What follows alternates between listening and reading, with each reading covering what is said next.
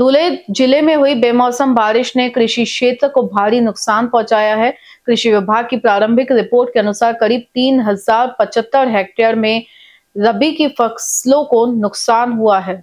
बेमौसम बारिश के कारण गेहूं, चना, मक्का और फलों की बागवानी को भारी नुकसान हुआ है। साकड़ी तालुका में भी प्याज, मक्का, पपीता, सहजन और आम की फसलें खराब हुई हैं। किसानों ने मांग की प्रशासन जल्द से जल्द राहत राशि घोषित करे और नुकसान की भरपाई के लिए आर्थिक सहायता प्रदान करे।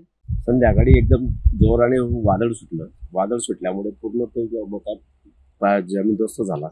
त्याच्यामुळे पूर्ण याचं नुकसान झालं. पूर्ण मका काढण्यावर आलेला नव्हता अजून. त्याच्यामुळे जवळजवळ 1-1.5 लाखापर्यंत आपलं नुकसान झालेलं आहे. आणि आता या मकाला काढून आपल्याला साऱ्यासाठी वापरावं लागेल. त्याच्यासाठीच आपलं करावं लागेल. तर गव्हर्नमेंटने याच्यासाठी थोडंफार काय पंचनामे करून काय मदत करता येईल शेतकऱ्यांना तेवढे करावं याची मी विनंती करतो.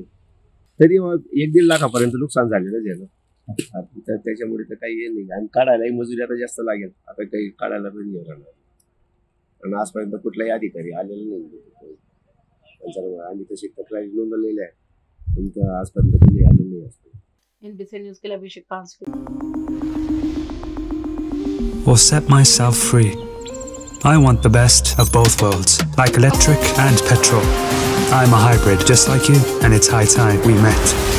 Introducing the Toyota Urban Cruiser Hyryder, the self-charging hybrid electric SUV.